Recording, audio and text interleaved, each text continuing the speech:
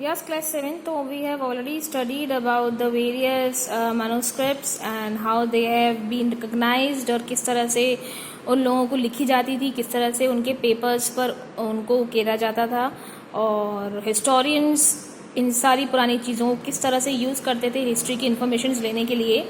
Next जो हमारा theme है वो हम स्टार्ट करेंगे new social and political groups. The study of 1000 years between 700 to 750, it is a huge challenge to historians, largely because of the scale and variety of development that occurred over the period. At different moments in this period, new technologies made their appearance. इस period के अंतर्गत कुछ new technologies जो थी वो एकदम अस्तित्व में आई. Like the Persian wheel in irrigation. ये एक पर्शियन व्हील था जो कि इरिगेशन में उस समय यूज होता था. ठीक है ना, ये नया उस समय इन्वेंट किया गया था लोगों के द्वारा. The spinning wheel is weaving. ठीक है. And firearms in combat.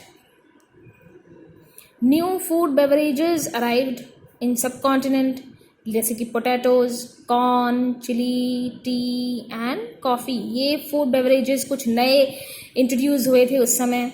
Remember that all these innovations, new technologies and crops came along with people who brought other ideas with them as well. अपने साथ जो नए ideas लेकर आए थे उनके साथ ही ये सब नई चीज़ें भी इंट्रोड्यूस की गई थी. As a result this was a period of economic, political, social and cultural changes. और ये जो पीरियड था ये इकोनॉमिकल, पॉलिटिकल, सोशल और कल्चरल चेंजेस का एक पीरियड था. ठीक है. We learn about some of these changes in chapter 5, 6 and 7. और इन सब चेंजेस के जब हम पढ़ेंगे तो ये हम 5, 6 और 7 चैप्टर में पढ़ेंगे जब हम वहाँ पे पहुँचेंगे. This was also a period of great mobility. Group of people travel long distance in search of opportunity. काफ़ी ज़्यादा मोबिलिटी यानी यहाँ से वहाँ सफ़र करने का एक पीरियड हुआ करता था ये. ठीक है. पूरा का पूरा ग्रुप जो होता था लोगों का वो एक जगह से दूसरी जगह डिस्टेंस ट्रैवल करके न्यू अपॉर्चुनिटीज़ जो थे उनको सर्च करते हुए ट्रैवल किया करते थे. The subcontinent held immense wealth and possibilities for people to carve a fortune. अपना एक फ्यूचर बनाने के लिए, अपना एक अच्छा फॉर्चून बनाने के लिए, एक अच्छी वेल्थ के लिए और एक अच्छी पॉसिबिलिटीज़ के लिए लोग जो थे वो एक कॉन्टिनेंट से दूसरे सब कॉन्टिनेंट पे सफ़र किया करते थे. One group of people who became important in this period were the Rajputs, a name derived from Rajputra. एक ग्रुप जो था जो काफ़ी फेमस और इम्पॉर्टेंट था इस ग्रुप में वो था राजपूत्स का, जो कि राजपुत्र वर्ड जो है उससे डिराइव किया गया था, उससे लिया गया था. द सन ऑफ रूलर, इसका मतलब होता है रूलर का बेटा. ठीक है. राज करने वाले का बेटा. Between the 8th and 14th century the term was applied more generally. करीब 8th और 14th सेंचुरी के बीच में ये जो टर्म थी वो काफ़ी जनरली वॉरियर्स के लिए यूज़ किया करते थे. Who claim Kshatriya caste status, जो कि अपने आप को क्षत्रिय कास्ट स्टेटस भी क्षत्रिय कास्ट से रिलेट करते थे. The term included not just rulers and chieftains but also soldiers and commanders who served in army of different monarchs. सिर्फ chieftains नहीं थे, सोल्जर्स भी होते थे, कमांडर्स भी होते थे जो आर्मी में अपनी सर्विसेज दिया करते थे. Monarchs all over the sub continents. A chivalric code of conduct, extreme valor and great sense of loyalty. ये इन्हीं सब चीज़ों से हिम्मत, बहादुरी और लॉयल्टी, इन सब चीज़ों से ये लोग जाने जाते थे. What the qualities attributed by राजपूत्स, ये सब क्वालिटीज़ जो थी ये सब राजपूत्स के द्वारा एट्रीब्यूट किए जाते थे. ठीक है ना. राजपूत्स इनको अपने अंदर अटेन करते थे. By their poets and bards. Other groups of people such as Marathas, Sikhs, Jats, Ahoms and Shahs, a caste of scribes and secretaries who used the opportunities of the age to become politically important. Throughout the period, there was gradual clearing of forests and extension of agriculture. इसी period में थोड़े दिनों के बाद एक जो जंगल थी उनमें कटाई होने लगी और एग्रीकल्चर और फैलता गया. a change faster and more complete in some areas than in others. Changes in their habitat forced many forest dwellers, उनके रहन सहन में चेंज होना, ठीक है, काफ़ी सारे फॉरेस्ट ड्वेलर्स जो थे वो माइग्रेट करने लगे इस वजह से, क्योंकि फॉरेस्ट जो थे उनको क्लियर किया जा रहा था. Others started tilling the land and became peasants, और कुछ लोगों ने बीज बोने शुरू कर दिए और किसान बन गए. These new peasants group gradually began to be influenced by regional markets. और जो न्यू पीजेंट्स जो अस्तित्व में आए थे ये रीजनल मार्केट्स के द्वारा काफ़ी इन्फ्लुएंस हुए थे. chieftains, priests, monasteries and temples. They became part of large complex societies. एक कॉम्प्लेक्स सोसाइटीज जो हैं उनके पार्ट बन गए थे ये. एंड वर रिक्वायर्ड टू पे टैक्सेस एंड ऑफर गुड्स, और इनको टैक्सेस भी पे करने पड़ते थे और उनको गुड्स और सर्विसेज भी लोकल लैंडलॉर्ड्स को देनी पड़ती थी. As a result significant economic and social differences emerged, और यही हुआ कि सोशल डिफरेंसेस जो थे वो एकदम से सोसाइटी में आने लगे जो कि पहले नहीं थे. अमंग्स पीजेंट्स, किसानों में आपस में.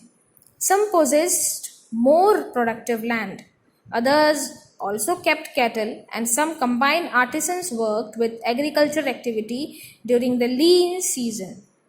As society became more differentiated, people were grouped into jatis or subcastes and ranked on basis of their backgrounds and their occupations. जैसे जैसे टाइम बढ़ता गया लोग जो हैं ग्रुप्स जो हैं वो अलग अलग जाति के बनते गए या फिर सबकास्ट के बनते गए और अपने बैकग्राउंड के हिसाब से उनको ऑक्यूपेशंस मिलती थी.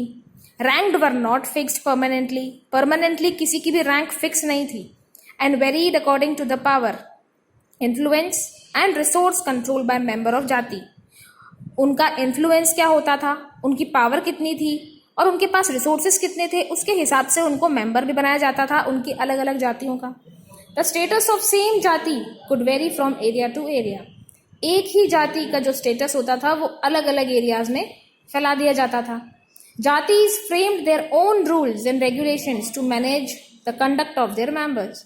जाति जो थे वो अपने रूल्स और रेगुलेशंस अलग अलग बनाने लगे ताकि जो मेंबर्स हैं वो उसको अच्छी तरह से निभाएं. These regulations were enforced by assembly of elders.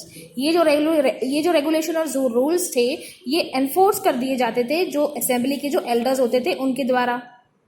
Described in some areas as the जाति पंचायत, और उनको जाति पंचायत के नाम से भी जाना जाता था. But jatis were also required to follow the rules of their villages. जाति जो थी उनको अपने विलेज का जो रूल्स थे वो भी फॉलो करने होते थे. Several villages were governed by chieftains. Together they were only a small unit of state. Now region and empire. Large state like those of Cholas, जो कि हम लोग चैप्टर 2, चैप्टर 3 में पढ़ेंगे, Tughlaqs and Mughals chapter 4, encompassed many regions. अलग अलग states बनाए गए जो चोलास के थे, तुगलक्स के थे, मुगल्स के थे. encompassed many regions, काफ़ी अलग अलग रीजन्स में ये लोग फैल गए थे. A संस्कृत प्रथास्थी, see chapter 2 for example. Chapter 2 में आप इसका एग्जाम्पल देख सकते हैं. Praising the Delhi sultan Ghiyasuddin Balban explained that he was the ruler of vast empire that stretches from Bengal in east to Ghazan in Afghanistan in west and included all the South India. Dravida किसके बारे में बोला है? दिल्ली सुल्तान थे घियासुद्दीन बलबन, ठीक है. वास्ट एम्पायर था उनका, ठीक है, और काफ़ी अच्छे रूलर थे वो. उनका एम्पायर जो था वो काफ़ी फैल चुका था. बंगाल इन द ईस्ट से लेकर के गजनी इन अफगानिस्तान वेस्ट, और काफ़ी सारे साउथ इंडिया के जो पार्ट्स थे वो भी इंक्लूड कर रखे थे उन्होंने. People of different regions, Gauda, Andhra, Kerala, Karnataka, Maharashtra and Gujarat apparently fled before his armies. ये सारे जो रीजन्स थे इनके जो लोग थे वो उसके आर्मी के अंडर आया करते थे, right. Historians regard these as exaggerated claims of conquest. At the same time, they try to understand why rulers kept claiming to have control over different parts of the continent.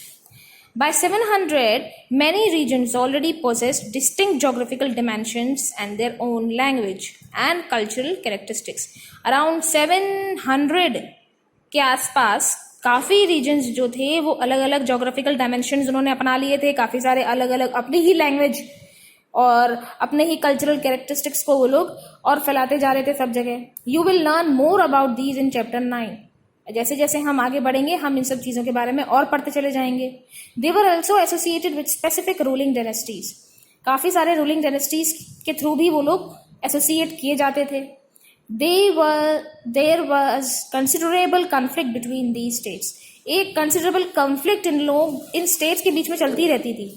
Occasionally dynasties like Cholas, Khaljis, Tughlaqs and Mughals were able to build an empire that was a pan-regional, spanning diverse regions. ये occasional जो dynasties थी, चोलास की, खलजीज की, तुगलक्स की और Mughals की, ये अपने एम्पायर बनाने में काफ़ी हद तक सक्सेसफुल रहे थे. Not all these empires were equally stable. हालांकि काफ़ी टाइम तक कुछ इनमें से स्टेबल नहीं रह सके और सक्सेसफुल नहीं रह सके, बट कंपेयर्ड करें इन चैप्टर 3 और इन चैप्टर 4 में अगर आप इनको कंपेयर करेंगे तो what was the duration of rule Khalji मुगलन डायनेस्टीज हम उसमें देखेंगे ये. Okay, when the Mughal empire decline in 18th century it led to the reemergence of regional state. जब मुगल एम्पायर जो था वो गिर गया 18th century के आसपास, तो एक एमरजेंसी रीजनल स्टेट जो है वो डिक्लेयर हो गया, जो कि हम चैप्टर 10 में देखेंगे और डिटेल में. But years of imperial pan-regional rule had altered the character of regions. Across most of the subcontinent, the regions were left with legacies of big and small states that had ruled over them. काफ़ी सारे छोटे से बड़े शहर तक भी इनके द्वारा रूल किए जाते थे और इनकी एक लेगेसी वहाँ से हिस्टोरियंस को पता लगी है. This was the apparent emergency of many distinct and shared traditions in the realms of governance, the management of economy, allied culture and languages. Economy, allied culture और languages और जितने भी गवर्नेंस के जो इनको जो मैनेज किए हुए जो रिसोर्सेज हैं उनके थ्रू हिस्टोरियंस को ये सब चीज़ें पता लगी. Through the 1000 years between 700 to 750, the characters of different regions did not grow in isolation. These regions felt the impact of large pan-regional forces. Integration without ever quite losing their distinctiveness. यानी कि छोटे छोटे जो सब reason थे वहाँ पे भी इन लोगों का राज्य इन्होंने फैला दिया था, वहाँ पे भी इनके एम्पायर फैलते जा रहे थे.